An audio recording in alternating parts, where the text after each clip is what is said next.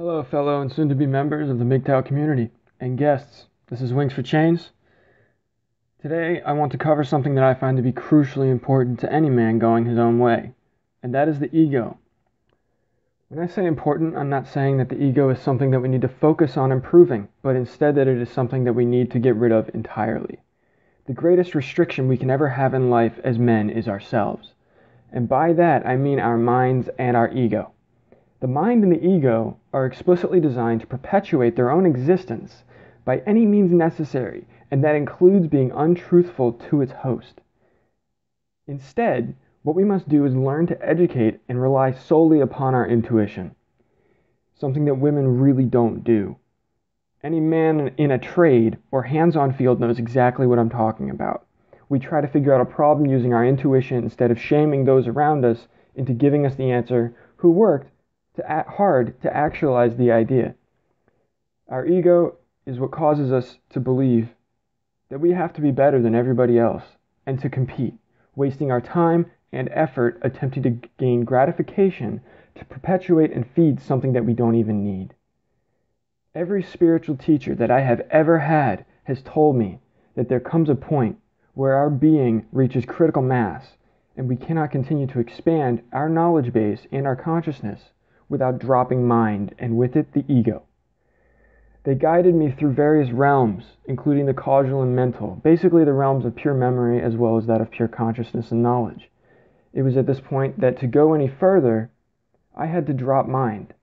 For those of you who have a difficult time reconciling these realms or places as realms or places, simply consider them to be states of the psyche. Beyond that point, we have to break down, beyond this point that I've mentioned, we have to break down the duality within ourselves. In the Eastern philosophies, there is a prominence of balance and harmony. The problem with these philosophies that they pose to us as MGTOWs is that they promote the inclusion of female-natured consciousness into our lives and therefore into ourselves. It is our desire, as members of the Manosphere, to become independent of female influence to the highest degree that we can attain. To do this, we must annihilate the duality of male and female within ourselves. The process of dropping mind requires that we must delve into the realm of a causality.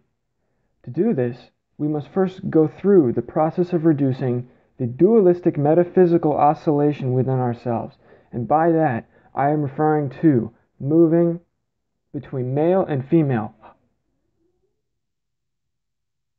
hot and cold, good and bad, yin and yang, positive and negative, or existence and non-existence.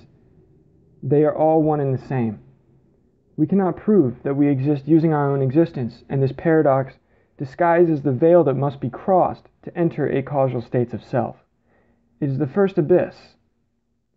It is where we become conscious of our absolute darkest nature, the part of ourselves that we have been taught to suppress. In order for us to prevent regression, we must first come to an understanding of all that we are. And in doing so, be it all at once, to make everything one. I realize that this may sound like a contradiction to what I have said before. Instead of behaving as protons or electrons, we should not instead behave as neutrons and be neutral, which are still bound to the nucleus of the atom. They are still bound to their duality. But instead, we should behave as neutrinos, which go anywhere that they please. One of the easiest ways to understand this process is to look at the concept of morality. There are infinitely many systems of morality, and whether or not something is good or bad is solely dependent upon the moral lens through which we perceive it.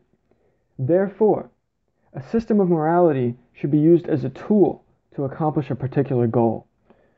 When sometimes we might require compassion to complete a goal, we must adapt a lens of compassion. And when something requires a lens of, let's say, for example, ruthlessness, that we should do so without hesitation. I have to emphasize, however, that you do what you must to maintain your freedom and anonymity in your country of residence. I'm definitely not saying that you should go out and try to beat Charlie Manson's high score, but that you do what you have to secure your inner haven without landing in prison.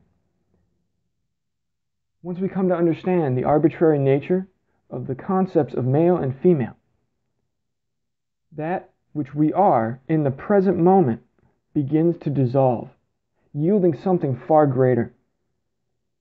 Once what we were before has completely vanished and revealed that greater nature, the formless nature of ourselves will show itself.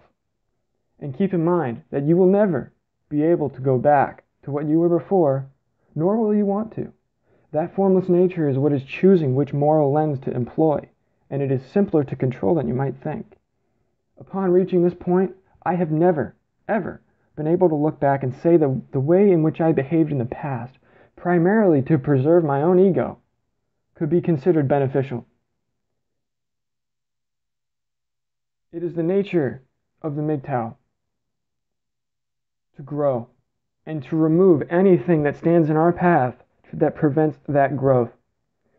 From here, we will be able to continue to expand our knowledge base and enrich our lives as MGTOWs, ever exploring the nature of this world without chains to bind us. Thank you so much for listening. Drop your dead weight and soar.